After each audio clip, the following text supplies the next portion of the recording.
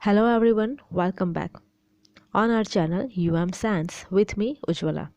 The topic is differences between dicot seed and monocot seed. Let us quickly start with 10 differences.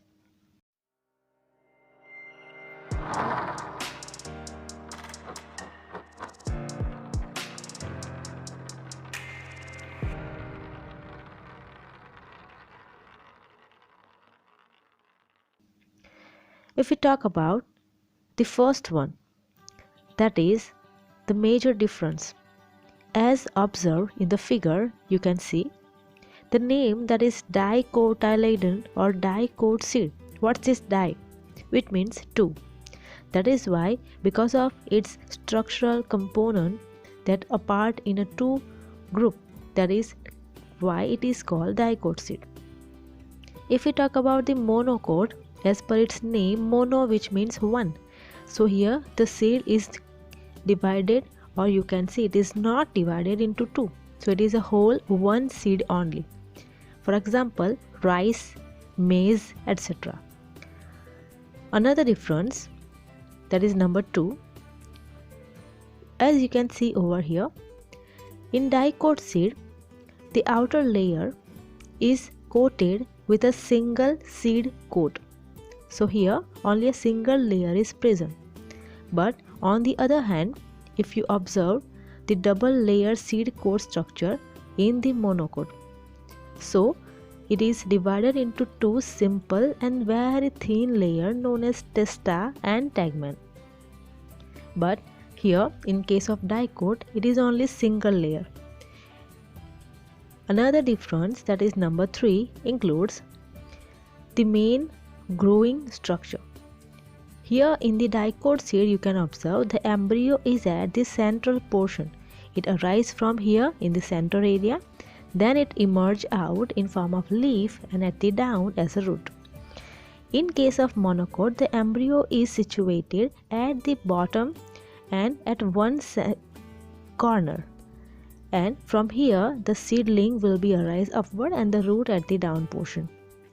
So the location of the embryo is also differ.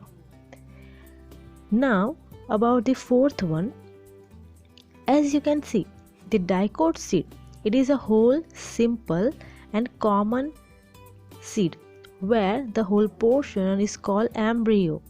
But if you observe in the monocot seed, it is divided into two parts. As you can see, the upper layer, that is the major and maximized layer known as endosperm, which is a collection of food material, and at the bottom, that is the embryo, which is working for the growth of the seedling and the root system.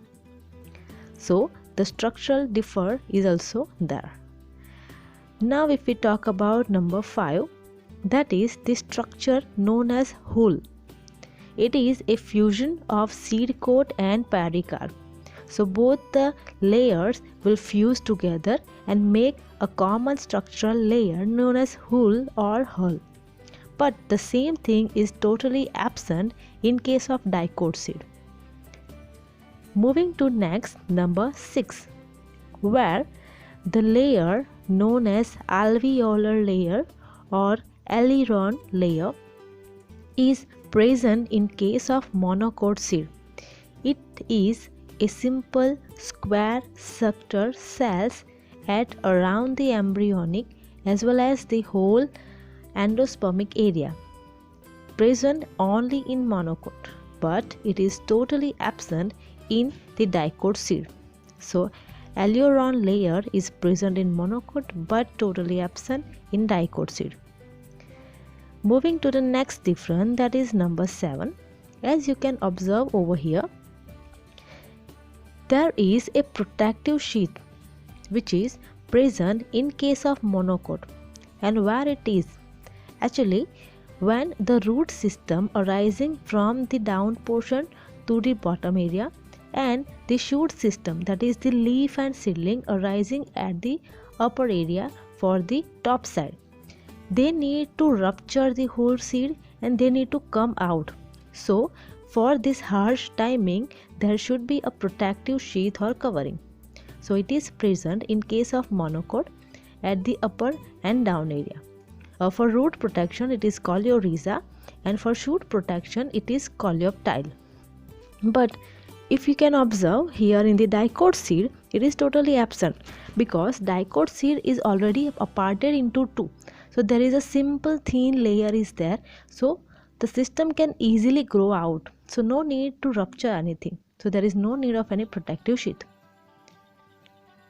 Then number 8, it is about the examples. The dicot seed consists the examples like bean seed, mustard, pea, etc. And too many examples are there in the market. As well as if we talk about the monocot seed, the examples are like maize, wheat, rice, as well as grass, etc. So these are the example of this monocot seed. Moving to the next, that is number 9. In case of dicot seed, the root system is consist of tap root system, which look like this, where a simple straight common root is there in the central area, and small capillary like structure, that is the fibrous simple roots arising from them, but there is a main root is at the center portion. Similarly, in case of monocot seed, there is no single and middle dominant root. All the roots are divided into fiber like structure and they are just separated. There is no straight root system, and this is fibrous or grass like structure called fibrous root system. So the plant shows the root system is also differ in case of dicot and monocot, as the dicot consists of taproot system but the monocot consists of fibrous root system. The last important characteristic of both this dicot and monocot is their leaf structure. If you are able to observe the leaf structure of dicot and monocot, generally the reticular venation or the reticular structure are observed in this dicot seed. For example, neem. You have observed the leaf of neem where the reticular network like structure of there for the veins, and that is why it is called dicot one. And in case of this monocot seed, the leaf are generally parallel in their structural veins, so it is called parallel venation. For example, banana. You have also observed the banana plant where the leaf are just having a straight lines, and this is called parallel venation. Another example is grass or bamboo tree where the leaf consists of simple straight lines. It is called parallel venation. So based on the venation of the leaf, you can estimate which type of seed can be. For example, maize. You have observed the maize, it is monocot seed. So just imagine the leaf structure of maize. It is also straight and parallel venation. So likewise, the seed structure can be estimated with the help of leaf, as well as the leaf structure can also give us the idea about the seed structure. So this is how the 10 differences can differ and diverse make it different between the dicot and monocot seed.